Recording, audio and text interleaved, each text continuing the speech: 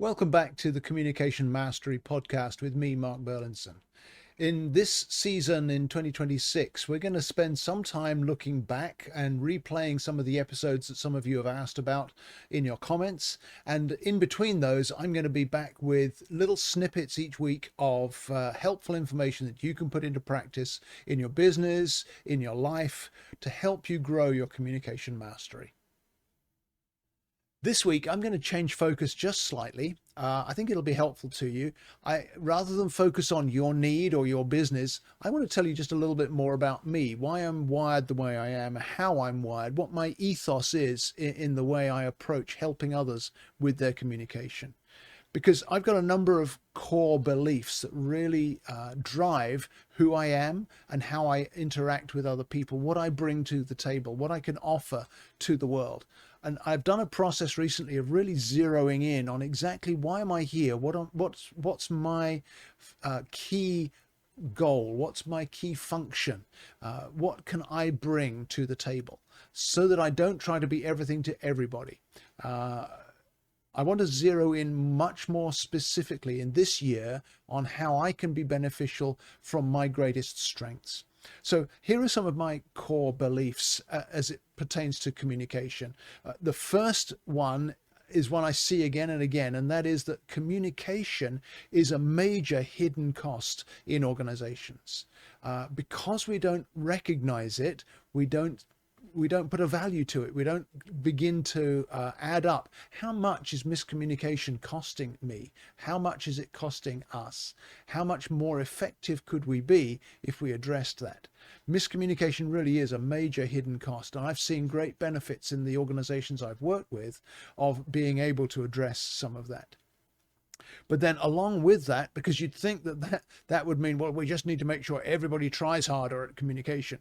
But actually, the second core value that I carry is that people are not broken, people are not defective when they're not able to communicate, they're merely misunderstood.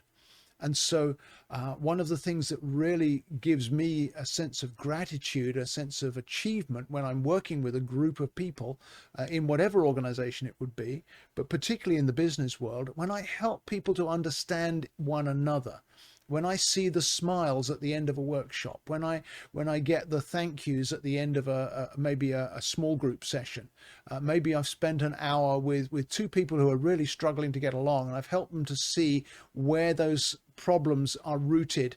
It's not because there's malice, it's not because there's dysfunction, it's because there's misunderstanding. And so helping to break down that misunderstanding is something I'm really focusing in on strongly in this year. So that I can bring that to the people who can most benefit from it. People are not broken, they're often misunderstood. A third value that I think has grown in me over the years, and that's part of why I got into this whole business in the first place, is that self-awareness is really vital. It's foundational to teamwork, but it's also foundational to leadership. I've been a leader in various settings for most of my adult life, but I've only had good self-awareness relatively recently. And as I look back to some of the challenges, well, let's be honest, some of the disasters in my leadership in my earlier years, a lot of it came down to a lack of self-awareness. I was reading all the leadership books, I was going to all the leadership trainings or the conferences or the summits, all of those kinds of things. And I was trying to be what I saw on the platform or what I saw from the author without understanding myself fully. And until you can understand yourself, you can't apply all of that insight, that wisdom. What works for a famous leader may not work for you. Or what a certain big name has come up with as this is the key to everything, you may have to adapt that to your own wiring and to your own personality and to your own uniqueness in order to make the full benefit of that insight. It's not that the insight is wrong, it's that the application has to be rooted in self-awareness. So self-awareness is foundational. And again, what I love about what I get to do today is that I help people to grow their self-awareness. And then a fourth core belief that I carry And again, I see this work out again and again, week by week. Communication can be learned. Communication can be improved. Communication can be strengthened. That's why I do this podcast. I hope that by listening to this, you are growing your communication skill. You're getting an aha moment out of each week's episodes, that just something practical that you can take away. It may be just a little throwaway comment that I make that has the most impact for you. Or it may be a foundational principle that I introduced that you hadn't seen before, that you can apply across your whole business or throughout your whole team. So those are my core beliefs. That's why I do what I do, because I know I can be effective, I can be valuable by doing those things, by focusing on those core values and sharing them with other people. I can make a difference in this world. And so here's what I believe enables growth in each one of us. The first is honest self-reflection. I love to take a step back after every interaction, whether it's with just an individual client or with a whole team. Honest self-reflection. How did that go? Was there something I could have done better? How did my communication styles add to that event or to that interaction? But also, was there anything in the way I'm wired that was a hindrance to that person being able to get the most out of what we talked about? Honest self-reflection really enables growth. And sometimes I'll bring somebody else in alongside of me to help me do that self-reflection, because sometimes you can't see what you can't see. And it's helpful to have somebody else be with you to be able to work on that. And again, I get to do that with individuals in companies when they're struggling to apply these understandings to their specific situation.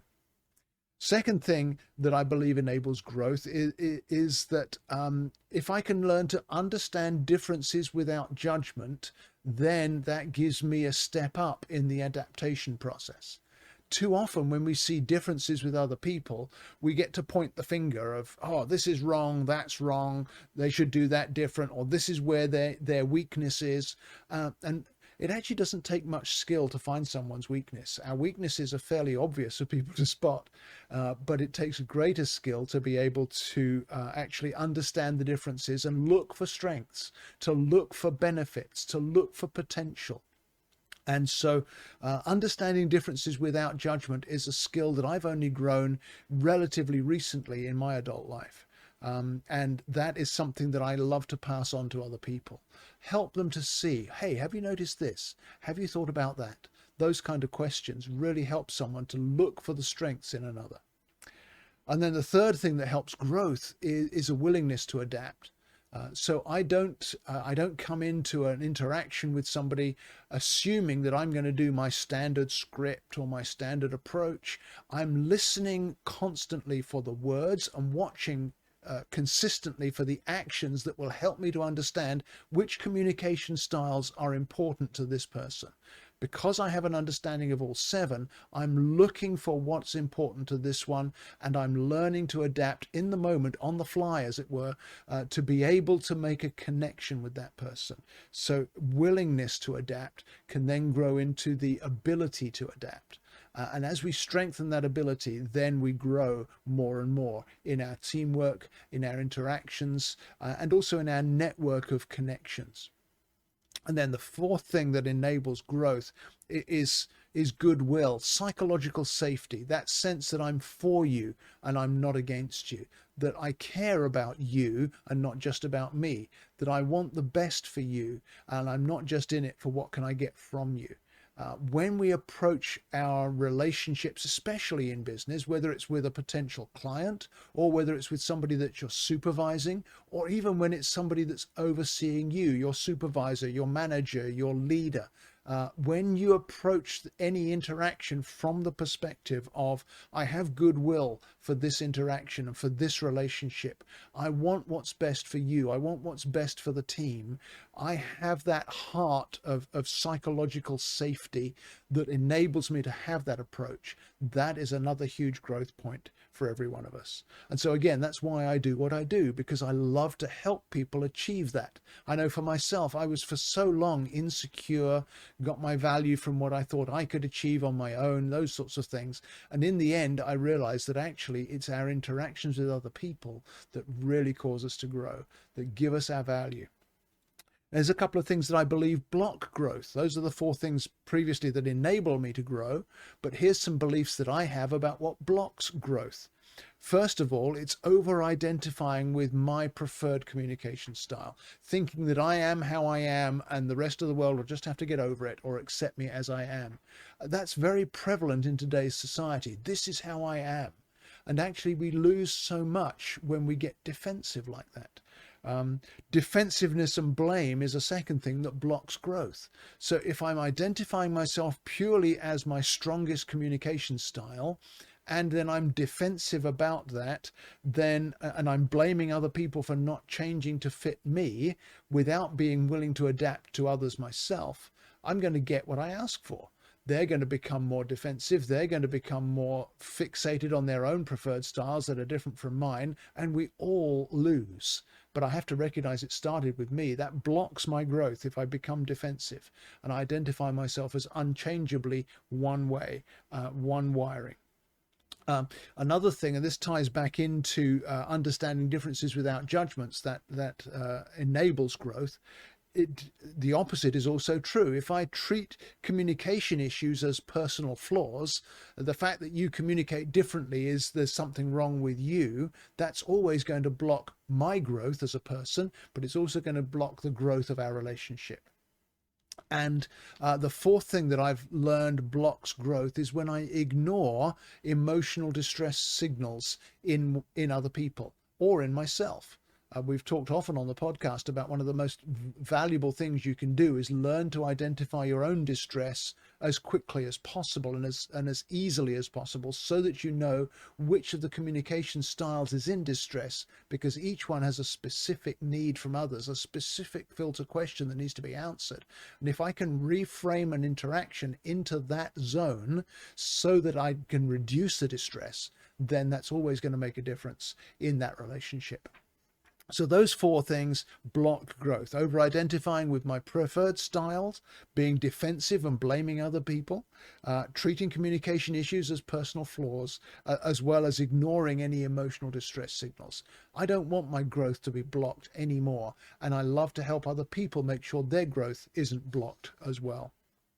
And so when I translate all of my personal strengths and gifts and wiring into the business setting, as I come into any business, this is what I believe a business needs. This is what I want to bring when I come to help a business grow their communication.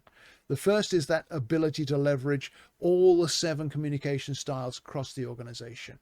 It's a beautiful sight to see when all 7 styles are recognized and welcomed and valued and find their place. It's almost like a jigsaw puzzle. A jigsaw puzzle with pieces missing is the most frustrating thing. It's very difficult to ignore a missing piece in a jigsaw, isn't it? But then also another thing that there's a flaw when you're completing a jigsaw is to try to force a piece into a space that it's not designed for. It might look like it should fit, but it doesn't quite. And just pushing harder to make it fit, we know is going to break the puzzle. In the same way with a business needs that ability to be able to leverage all the communication styles right across the organization. I love to help with that. But then secondly, there's that agility, that synergy that comes from identifying and using all of the available styles to deepen our resilience as a business, as a team.